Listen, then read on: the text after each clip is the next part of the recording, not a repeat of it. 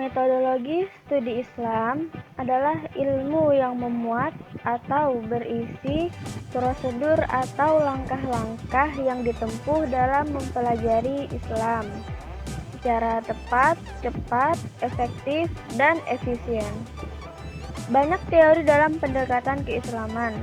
Yang akan saya bahas adalah pendekatan normatif dan pendekatan historis.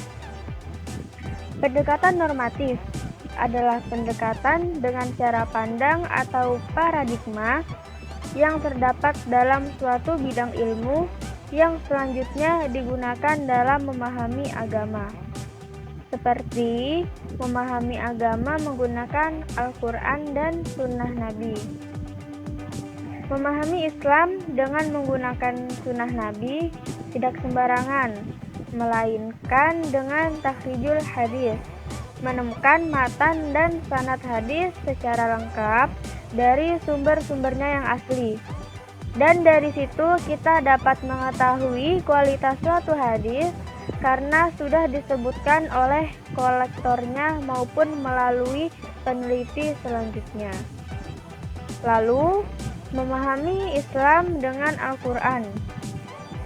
Dalam memahami Al-Quran sendiri, terdapat beberapa cara.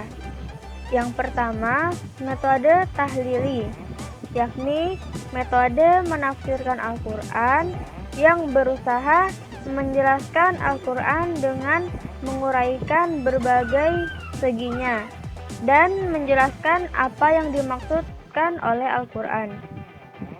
Yang kedua, metode tafsir ijmali adalah metode tafsir yang telah digunakan oleh Nabi Muhammad sebagai al-mufassir al-awwal untuk menafsirkan Al-Quran dengan cara singkat dan global. Metode ini digunakan agar pesan yang tersirat dalam ayat-ayat Al-Quran dapat dipahami dengan mudah dan gampang oleh umat Islam. Yang ketiga, metode muqarrin adalah suatu metode tafsir Al-Quran yang dilakukan dengan cara membandingkan ayat-ayat Al-Quran yang satu dengan lainnya, atau membandingkan ayat-ayat Al-Quran dengan hadis-hadis Nabi Muhammad SAW yang tampak bertentangan, serta membandingkan pendapat-pendapat ulama tafsir menyangkut penafsiran Al-Quran. Dan yang terakhir, tafsir maudhu. Metode tafsir jenis ini adalah tafsir yang menjelaskan beberapa ayat Al-Quran mengenai suatu judul atau tema tertentu dengan memperhatikan urutan tertib turunnya masing-masing ayat sesuai dengan sebab-sebab turunnya yang dijelaskan dengan berbagai macam keterangan dari segala seginya, dan diperbandingkan dengan keterangan berbagai ilmu pengetahuan yang benar yang membahas topik atau tema yang sama, sehingga lebih mempermudah dan memperjelas masalah. Karena Al-Quran banyak mengandung berbagai macam tema pembahasan yang perlu dibahas secara maudhu, supaya pembahasannya bisa lebih tuntas dan sempurna. Dan selanjutnya, pendekatan historis. Pendekatan historis merupakan penelaahan serta sumber-sumber lain yang berisi informasi mengenai masa lampau dan dilaksanakan secara sistematis. Maka dapat dikatakan bahwa pendekatan historis dalam kajian Islam adalah usaha sadar dan sistematis untuk mengetahui dan memahami serta membahas secara mendalam tentang seluk-beluk atau hal-hal yang berhubungan dengan agama Islam, baik berhubungan dengan ajaran, sejarah, maupun praktik-praktik pelaksanaannya secara nyata dalam kehidupan sehari-hari sepanjang sejarahnya, meliputi penafsiran, pemikiran atau ijtihad, institusi keagamaan, pengalaman, ilmu fikih, tasawuf, dan kalam. Pendekatan historis juga berkaitan dengan teori pendekatan lainnya, seperti pendekatan normatif melalui penafsiran Al-Quran dengan sunnah Nabi atau hadis. Selanjutnya, pendekatan antropologis.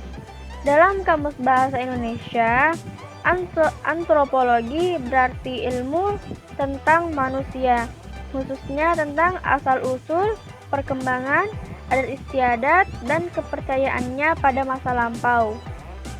Pada awalnya, istilah ini dipergunakan dalam arti yang lain, yaitu ilmu tentang ciri-ciri tubuh manusia, atau disebut dengan ilmu anatomi.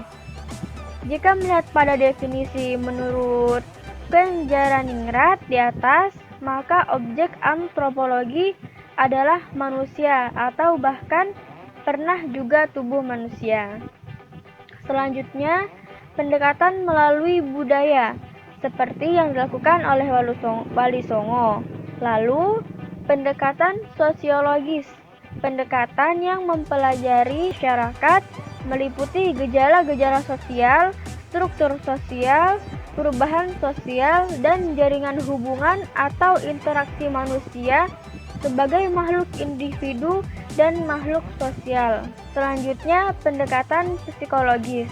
Psikologi agama adalah ilmu yang meneliti pengaruh agama terhadap sikap dan tingkah laku seseorang yang menyangkut tata cara berpikir, bersikap, berkreasi, dan bertingkah laku yang tidak tepat dapat dipisahkan dari keyakinannya. Karena keyakinan itu masuk dalam kepribadiannya. Selanjutnya, pendekatan filosofis. Pendekatan filosofis dalam kajian Islam adalah sebuah pendekatan filsafat sebagai disiplin ilmu yang membantu memecahkan persoalan agama, terutama menyangkut norma acuan atau ajaran agama dan sejarah-sejarah umat terdahulu. Pendekatan filosofis atau filsafat juga dimaksudkan untuk mencari penjelasan keilmuan mengenai hubungan antara ide-ide dengan kenyataan konkret dari pengalaman religiositas manusia. Pemikiran Islam kontemporer adalah pemikiran Islam yang berkembang pada masa modern abad ke-19 hingga sampai saat ini. Ciri dari Islam kontemporer yaitu berkembangnya metode pemikiran baru dalam menafsirkan Al-Quran dan peradaban Islam. Pemikiran Islam kontemporer ini memiliki dua teori, yaitu hudud dan pribumisasi. Apa sih teori hudud itu? Teori hudud yang dibangun oleh para ulama fikih dulu lebih dimaksudkan sebagai ancaman hukum yang bersifat rigid dan tidak dapat ditawar-tawar lagi. Lalu teori pribumisasi. Teori pribumisasi adalah suatu proses atau transformasi unsur-unsur asing dengan unsur-unsur lokal. Ada potensi konflik dalam hubungan antara ketiganya. Karena itu, menelisik Islam dan budaya dalam konteks negara bangsa menjadi sangat penting guna menemukan potensi konflik dan konsensus.